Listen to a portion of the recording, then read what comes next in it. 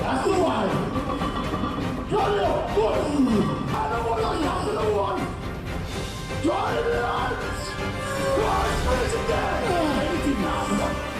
Come on, Chloe. That's good. Yes. Is this as usual, man? Let's go one more there. Come on now. Mighty ball. Come on, squeeze your one. Ooh, let's go now. Ooh, that's it. Ooh, what? Ooh, what? The lower back. Yeah. Right up there. That's better, that's the way. Up, squeeze. Good.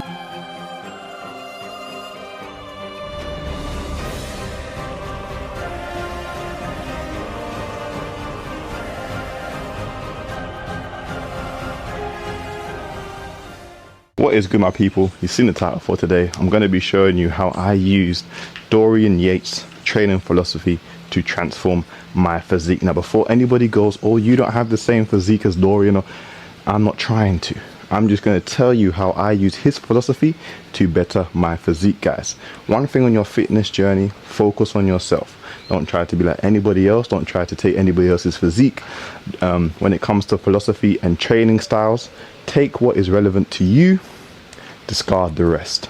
So the things that are beneficial to you and that fit into your lifestyle and the training exercises, all the other stuff, make it suit what your goal is, what your desired goal is. I am not trying to be a bodybuilder. I'm just trying to improve my physique, become as big and as strong as I possibly can. So this is a philosophy that Dorian used. I'm going to show you how I implement it into my training. It's not an exact carbon copy. At the end of the day, there's things that I've changed, that I've tweaked, that I feel like better suit me. So let's get into it. So it's still raining a little bit and the sun's starting to come out, so I moved back. So Dorian's training philosophy, I believe it was called Blood and Guts. Well, I know it was called Blood and Guts, his like sort of training program. It was an extension of Mike Mentor's heavy duty program. Again, he added his own tweaks into it. So he would do one working set, train to failure with high intensity, low volume, really focusing on good form, quality over quantity. I believe one of his sayings was, don't annihilate something. I'll put it on the screen, but basically we want to make sure that we're doing quality reps, high intensity, low volume, and we're giving ourselves enough recovery period in between each workout so that we can hit the muscles again hard. So it wasn't about annihilating your body, it was about making sure the workout was intense, precise, it did what it needed to do, and then we had enough time to rest and recover, guys. Now remember, most of the growth takes place in recovery, so you have to allow your body to recover in order to hit it hard again, to spark the muscular reaction, which is going to lead to more hypertrophy at the end of the day. So instead of doing multiple sets, like 4, 5, sometimes even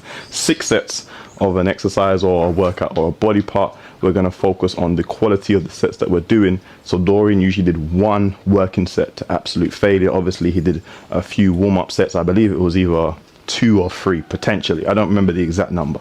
However, I like to implement 2 warm-up sets, and then I like to do 2 working sets. So the warm-up sets is just to get the body ready for the, you know, the exercise that we're about to do. Make sure the joints, the neurons are flying, all that other stuff, we're good to go. The muscle knows what's about to happen. And then we go in with the 2 working sets. I like to work with a rep range in between, let's say minimum 4 at the very low end.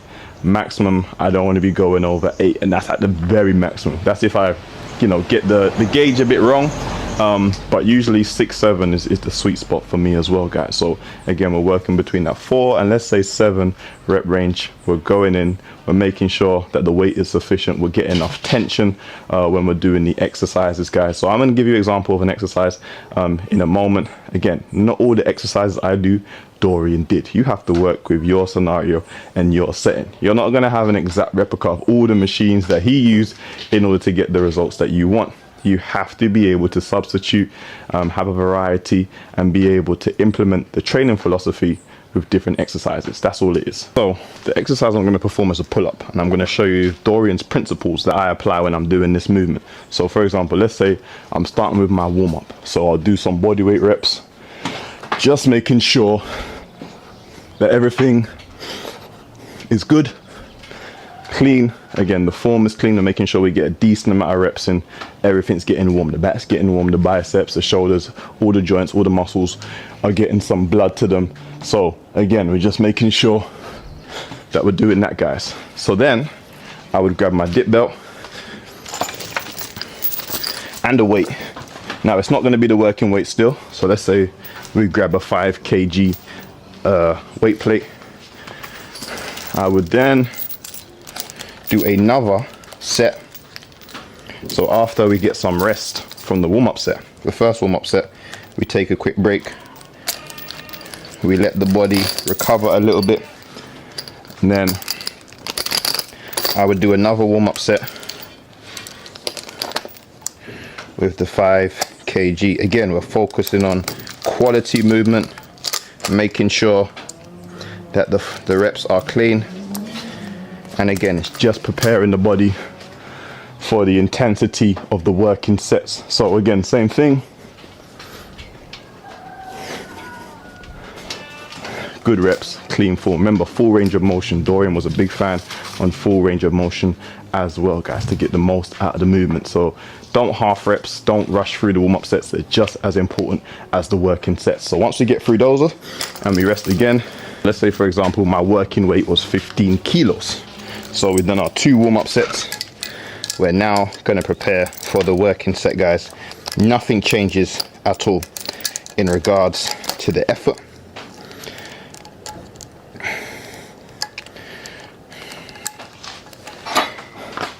So nothing's going to change at all in regards to the movement, the effort that we're going to place on doing the working set as well. Obviously, it is going to be more intense because it's more weight.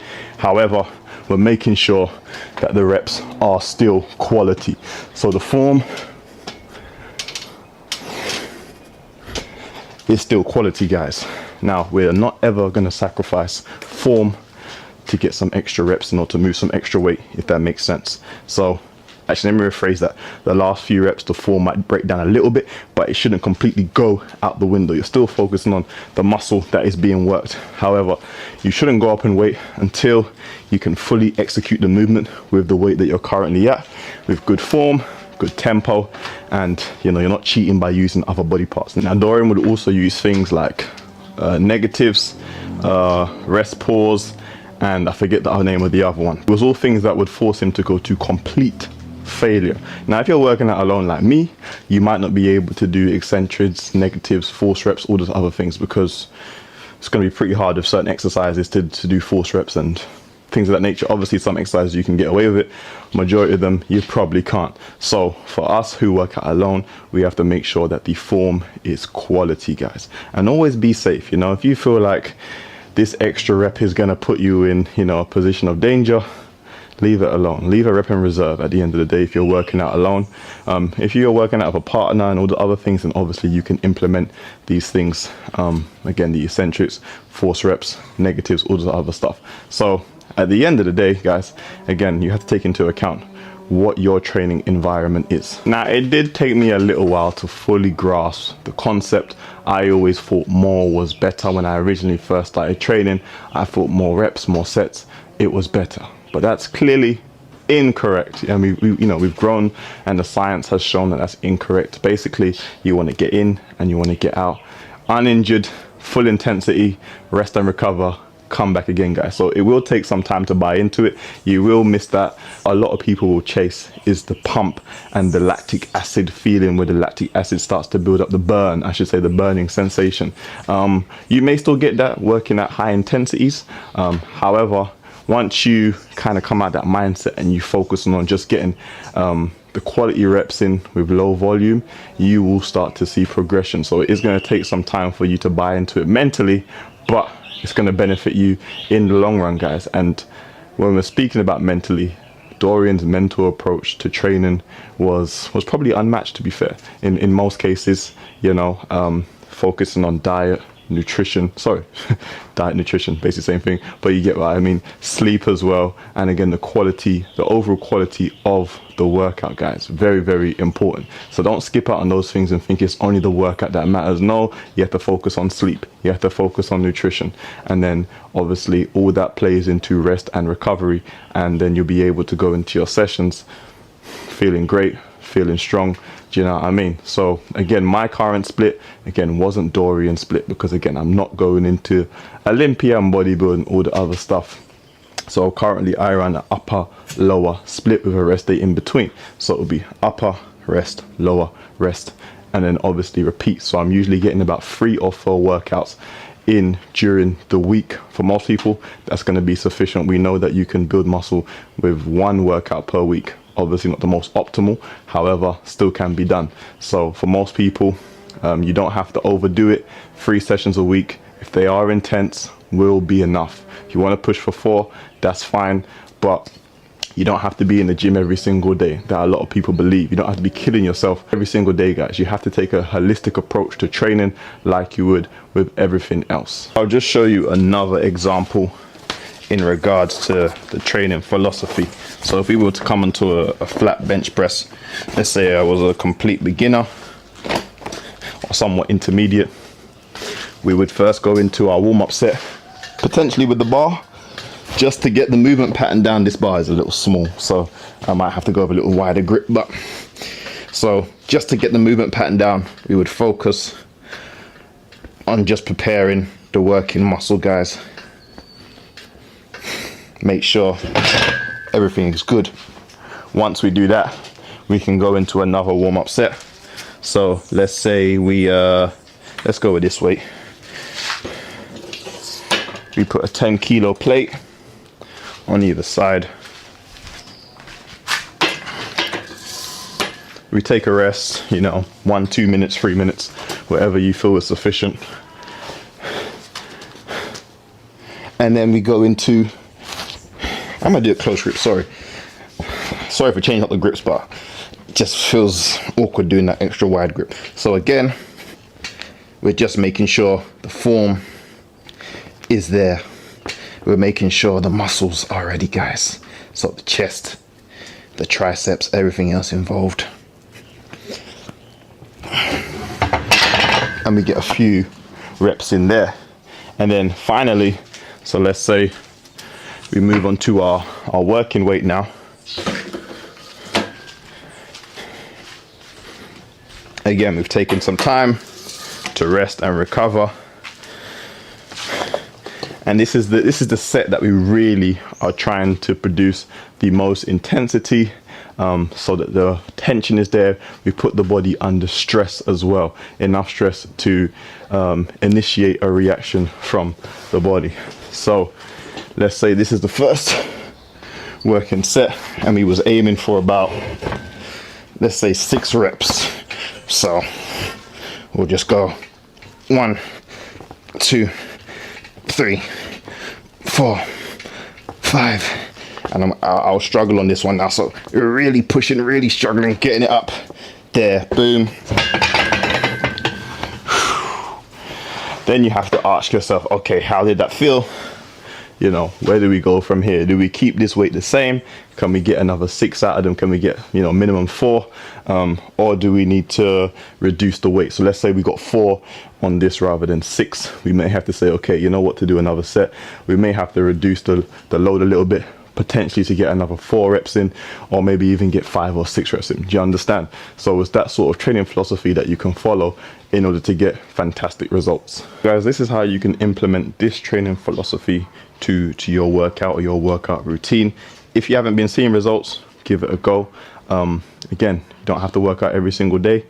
You take your time to work out, you work intensely, then you know, you move on. And the great thing as well is that you need to be able to make sure that you are tracking your progression. There is no point going into the gym every single time and doing guesswork. You need to, you know, make a note of what weight that you were doing, how many reps, so that way you can challenge yourself to beat those reps every single time that you go in the gym, or you know, you try to beat the weight. And you don't have to go in increments of 10 and 5. It could be as simple as an extra 0.5 kilo plate on either side, 1 kilo plate on either side, but you're still progressing, you're still building more muscle, the progression is there, and we're still progressively overloading as well, guys.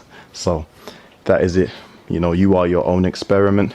Not everything is going to be a carbon copy of, you know, whatever fitness influencer or bodybuilder that you follow. You take what benefits you, you leave what doesn't, and then you make it from there, guys. But at the end of the day, I hope this philosophy and training style is something that you can use in your training. You don't have to kill yourself to get results. Trust me, I've been there. I used to think that you had to go to the gym twice a day, intense workouts, you know, 4 to 5 sets per body part, 10 to 12 reps on every single thing that you do, multiple movements. You have to use every single machine in the gym. That's not the case. At the end of the day, again, you have to take a more holistic approach to training. Go hard, recover. Go hard, recover. And that's it, guys. But I hope you enjoy watching. Make sure you like, you comment, you subscribe, all that good stuff. And I'll catch you on the next one. I'm out. Peace.